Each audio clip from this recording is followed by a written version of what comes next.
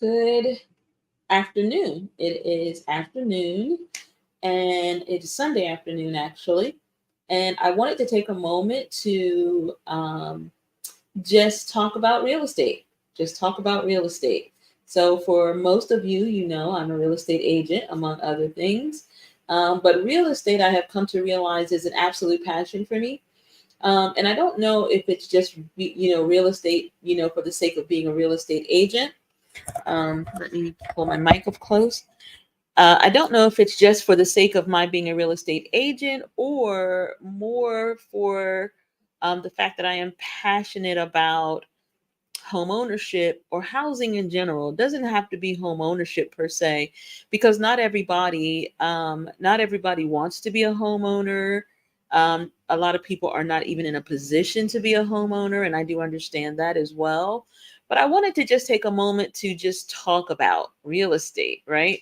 Just talk about, so you're able to put comments in and I can see your comments. So please have no fear about putting your comments in, that kind of thing. But I wanted to, I guess let me start by saying this. So over the last week, I had quite a few meetings around the whole real estate issue about home ownership and things like that. And I guess my problem is I feel like we are still not quite getting it right, right? We are still not quite understanding the low to moderate income um, conversation, which has been a conversation. We are still not understanding what it takes for people who are currently in what I would call survival mode. Sorry, I'm adding banners that I wanted to put on that I should have added earlier. So let's talk about what real estate is and kind of why I'm passionate about it. So, in several years ago, like many years ago, I would say at least 30 or so years ago, I was homeless, right? And I was sleeping in my car. I was coming out of a domestic violence situation. And so I found myself, thank God I had a car. A lot of people today don't even have that, but at least I had a car and I was able to sleep in my car. The sad part was I had two small children with me as well. So my mom was able to take my children, but that still kind of left me out. What I'm finding today is we have more people that are homeless, and not everybody that's homeless are people who don't want a home. Some, yes, there are some who are homeless who don't want the responsibility, but that's not the case for most. Almost everybody we mentor or we counsel in the course of a day, they want a home, right? But it is literally seemingly impossible for them to get a rental, for them to get something that is safe and stable and decent for their families. And we're finding that this is especially true with families of three or more, whether it be a mother with a son and a daughter, because social services says that the male and the female child can't share a room, or whether it's a mother or a single father or a couple with more than two children, right? They need probably three bedrooms, two bath, which is the standard that almost everybody can make work. But what we're finding is that those three and twos, three bedrooms, two baths, are priced astronomically right now. Sincerely, they are priced, way out of the price range for most people. And so that leaves you with a two and one or something like that, even a two and two if you're lucky. So even with those, just where the market is right now, things are really high, like higher than I've seen them, I think probably higher than I've seen them since being an agent. I've been an agent a little over 3 years now. To see that even a room for rent is available at about $800 a month, where at one time we were looking at affordable mortgages at about $800 or $900 a month. And so we're looking at now a room. You're reduced to a room, from a house to a room. Now, while it is true that buying a house is less expensive than a rental, you still now have to qualify, even with a rental. You have to qualify with 2 to 3 times the amount of income, right? To even qualify to do an application, which is a little bit sad because not very many people in the area, and I'm in Delaware, not very many people make 2 to 3 times the rental rate, the rental amount, especially if rental rates are high. So if rental rates are at 1200, 13 to 1500, 1200 to 1500, then you need to make upwards of $3,000 to even qualify to put in an application. The reason I'm doing this video is simply because I want to be able to send it out to people that we meet, that we counsel. I want people to be able to understand where we really are if you are looking to get a house. A lot of people, when I'm going to some of my contracts and I'm counseling people, and one of the things I ask, what's your if you get in your mind your top 3 needs, where you are right now, you think about where you are right now at this stage in your life. What are your top 3 needs? And people will always say money, they'll say a house, right? It might be a good job or something like that. If you tell me housing, I can get you housing. However, we have to now qualify housing, right? We have to say, okay, these are the things that you need to get housing. And this kind of leads to like our first question, right? What credit score is typically required to qualify for a mortgage, and how can I improve mine? So when people say, hey, I want a housing, that's all I need. Like I've got a good job. I just need housing. I'm going to first tell you about the differences in the market between rental housing and a mortgage. You're going to tell me I don't want a rental if I don't have to have a rental. I would really prefer to buy a house. Okay, absolutely. I can help you with that. I have a whole team of people. We have mortgage companies we work with. We have contractors. If we're getting a fixer upper, you name it, I can help you buy a house. I'm an agent. I can help you find a house, right? So now we have to go to our qualifier. We have to look at our credit and our income, because those are the 2 main things we're looking at, our credit and our income. We haven't even addressed a subset of that, which would be your savings, right? Because you're going to need down payment to get in. So, in looking at your credit and your income, your credit score generally has to be above 600. There are programs that will allow you to do it with a 580. There are programs. And just because there are programs offered by DSHA, Delaware State Housing Authority, that will allow you, or FHA says a 580 is okay, you have to find a lender that is willing to work with you with the 580, right? To qualify you. And understand the difference between a 580 credit score and a 620 or 640 credit score is going to be the interest rate, which is still going to play a part in how much money you need to come to the table with, which is still going to play a part into what your payments are going to look like and whether or not they are going to be affordable for you in the long term, right? So we have to address all of those issues when we are talking about, hey, yes, I want a house, right? We have to look at your credit score. If you are not at a 620 or 640, right? And you are trying, most generally, we try to get you, most lenders will try to put you in an FHA because it allows you to come to the table with less money down, right? 3.5%, as opposed to having to get up with 15 or 20% if you're doing a conventional, right? And your credit can be, it can, again, 580 to 640, right? And so when we're looking at you're needing a 640 credit score, 620 credit score, and you're at below, let's say you're at 550 or 520, 530, we absolutely can get you to the 640. It's going to take some work. This is where now when we start talking about the job market, we start looking at, do you have disposable income? Disposable income, not income that we can just, do anything with. Do you have disposable income so that you can maintain a standard of living, but also so that we can now address whatever is on your credit in a reasonable way, whether we are paying stuff off of your credit, whether we are trying to get settlements for your credit, whatever it is, do you have disposable income so that we can do that? so that we can now get your credit. Maybe we need to open a secured credit card, right? Something like that. Maybe we need to get a credit builder account that is going to help you over the next 6 months boost your credit score. Whatever that is, we're going to need disposable income for you to do that. And if your income is low and we are not able to do that because you are living paycheck to paycheck, or it is taking every penny you can to do what you are currently doing, then we have to look at, do we add more income or do we look at the rental? And that's when we go into our conversations now about the rental market and what that takes and what that means.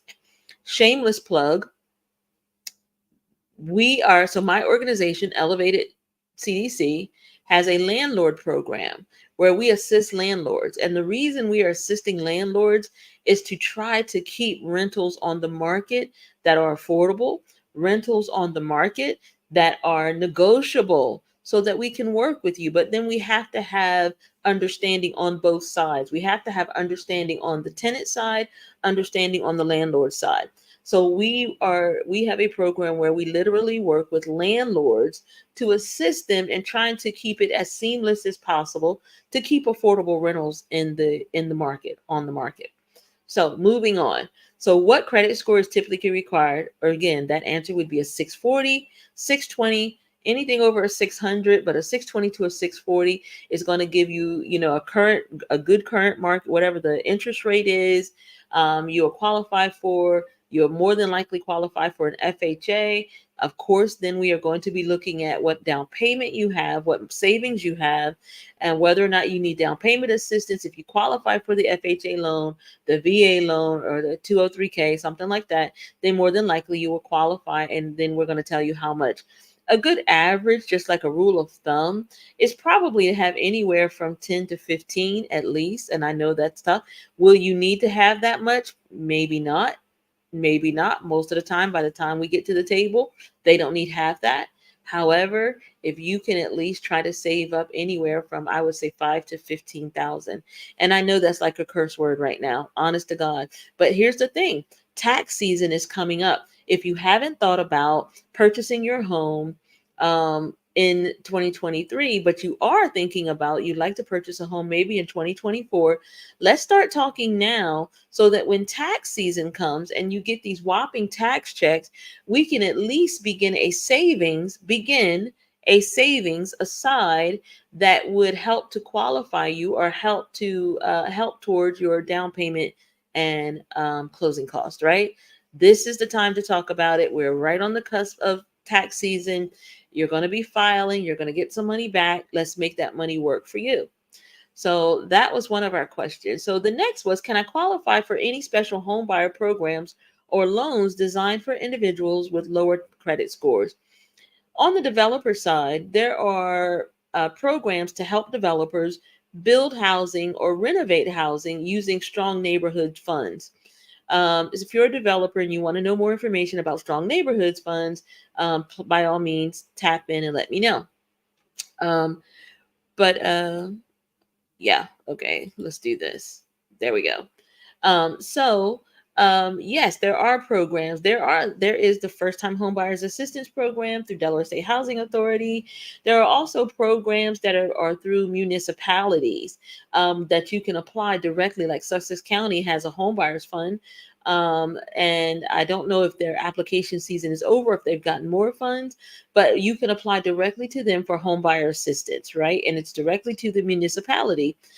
There are also banks that offer, when they have their homeowners program, home ownership programs, there are banks that offer a lot of incentives sometimes that you can layer on top of what you're getting. If you're getting an FHA, you can layer these programs on top of them, such as the down payment, the home first time homebuyers program. I know that the city of Milford, in fact, has incentives depending if you are buying in the city of Milford. They have incentives that will allow you to forego taxes for like the first couple of years. And these things add up, especially when you're just trying to get to the table to close on your beautiful new house, right? So the thing to do is to figure out what area you're trying to be in. And once you figure out what area you're trying to be in, look at the municipalities, look at the area, the region, and look at what potential incentives they may have that can be layered on top of your assistance that you may be getting from your mortgage company, which again would probably be your first time home buyer's assistance, right? So there are programs and loans that are decided. If you're doing a new development and moving in, a lot of times the developer may be able to offer incentives. I know that in Millsboro, the developer himself was offering incentives, $25,000 towards the purchase of your home. And you could have used that $25,000 towards your closing costs or wherever you needed them to be. So always do your research. So that means that if you are deciding again to buy a home in 2024, you need to start sooner rather than later, because we need to figure out what those incentives are. If there are incentives in the area that you're looking at, we need to look at your credit. We need to look at your income, down payments, assistance, and closing costs. And then we need to figure out with what you can do so we can lock in whatever incentives, because they don't last always. We need to lock in whatever incentives that we can get for you. All right. So, how does my income and job stability impact my ability to qualify for a mortgage? Well, it really comes down to repayment ability. Are you able to repay this loan? Right. And that's really all it comes down to, is are you able to pay? So that's how your income and job stability. Can you get a cosigner? Yes, but cosigners, I have learned, are few and far between. So as cosigners are few and far between because people are really struggling trying to get their own selves in a right standing or in a stronger situation for whatever they may be trying to do. You need to make sure that you have 6 months to a year on a job, preferably a year or more of stability on a job, making good income. Hopefully, you have direct deposit. If not, if you own the business that's paying you, then you are going to need to be able to do a profit and loss statement that makes sense. That you can show your income. You should always have your income, whatever that is, a portion of it or all of it, preferably, being direct deposited into a bank account so that you can, when you go to prove your income, you can simply pull a bank statement and highlight your consistent income, right? Whether you are being paid, whether you are a W-9 or whether you're a W-2 employee, that kind of 1099. I'm sorry, 1099 or W-2 employee, it should be deposited in your account. If you get paid a check or cash, consistently deposit the money in the bank. It doesn't matter. They're not looking at whether or not you take it out, but they certainly are looking at the consistency of the amount of income you have coming in, right? So if you own the business and you're doing a P&L, you're doing a P&L statement, they're going to see the consistency of the deposits of your income and to validate your income. And then, is your income enough? HUD rules say that it has to be about 30% of your income that you spend on housing. Today, it's barely 30%, because most people are at 50, 60%, if not almost 90% of their income is going towards housing and housing related costs. Housing related costs. And so, with that being said, while that may be the rule of thumb, we have to realistically look at what you can afford and still survive. Because the one thing we don't want is for there to be a major catastrophe or a medical emergency, a vehicle emergency, and now you can't make your mortgage payment. And because you can't make your mortgage payment, it begins to snowball and you begin to face foreclosure. Again, sidebar, right? If you are facing foreclosure, please reach out to a housing counselor. There are things we can try to do to help save your home. Don't lose your home to foreclosure, because I can tell you it's not pretty out here right now. And for you to lose your home in foreclosure and think, well, I'll just get a rental or whatever, it is harder out here. If you have a home, fight for your home.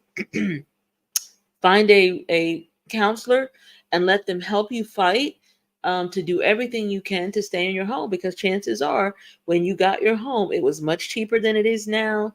Your rate was probably better. And even at a higher rate, you probably are still making lower payments than you'd be making now. So get with a housing counselor. Let them help you fight for your home.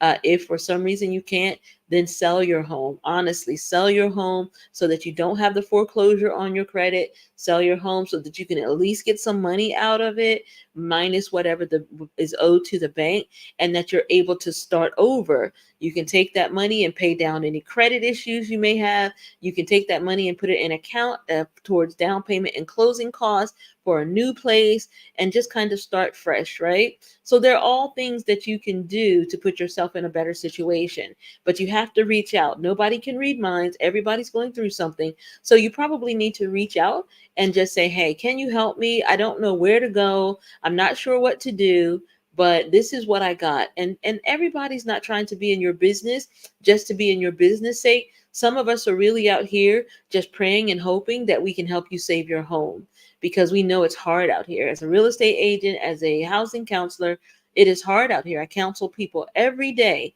for the most part, that are calling me. I have a wait list of people who are qualified, already pre-qualified to purchase a home and cannot find a home in that price level. I have people who are ready to rent. They have money in the bank, and we are having a hard time finding the size of the house and affordability in a house that they can rent, because they may need a 3 and 2 or a 4 and 2, and those are at 22 to 2500 right now a month. And so it's just difficult out here. So I guess this video is more so to tell you to reach out to someone. You have organizations like Habitat. If you were thinking about a house in 2024, 2025, get into a Habitat or a Milford Housing if you can. I know it's a long process. I've heard all of the issues and concerns about working with a Habitat or a Milford Housing, but it's still a process that at the end of the day is going to work for your good. It's going to work on your credit. It is going to allow you to get into a brand new home for your family. And it's more than likely, if their program is still the same, it's going to give you a home that you can pass down to generations, right? To your children and your children's children. So just think about some of these things that we've said today, that I've said today on this video, and reach out. Remember about we talked about your credit. We talked about, are there programs available for you? And we talked about the job stability, and how the job stability and the income play a role in your being able to obtain a house. You have to have the stability. Bouncing around does not show that you can afford a mortgage. In fact, it quite frankly assures us that you are not going to consistently pay a mortgage, right? And so you want to show that stability on your job, and you want to be able to show hardy income. If it's a second job or a part-time job, let us count it all. If it's child support, make sure that you understand that those things are income for you, and they count towards whether or not you are able to afford a home. So I hope this is been helpful and informative. I am going to try to keep up with questions. I am going to try to keep up with vlogging so that you are able to get information on what it is you're looking for. I hope to even have some guests join me in the future, coming in 2024, so that you can hear it directly from the lender, directly from the counselors and things like that are out here to help you, directly from the governor's office, even with the programs and services that are coming into the state, with the money that's available, even developers, maybe even some developers, so that you can understand what developers are concerned about, what landlords are concerned about when it comes to renting property or building property, and why in their attempt to build affordable housing, it keeps coming up marketplace, because that's the incentives. They have to pass they have to pass the fees onto the end user, which is us, right? So we need to understand how this works so that you can be informed and you can make your dream of owning a home a reality. This has been Lillian Harrison. I am a realtor with Linda Vista Real Estate Services. You can absolutely find me on Facebook, and you can follow me there. And if you'd like to know more, or thinking about purchasing a home, or you have any questions that you'd like answered, absolutely, we don't mind doing a video or finding the experts to come on and to talk to you so that you can get direct, correct information about what's going on, whether you are whether you are buying, whether you are selling, or whether you are investing or looking to develop, getting into flipping. We have the gamut of resources at our disposal, and we are here to help you understand and talk about everything that's going on in this world of real estate. Got a question? Let's talk about it. Have a great evening.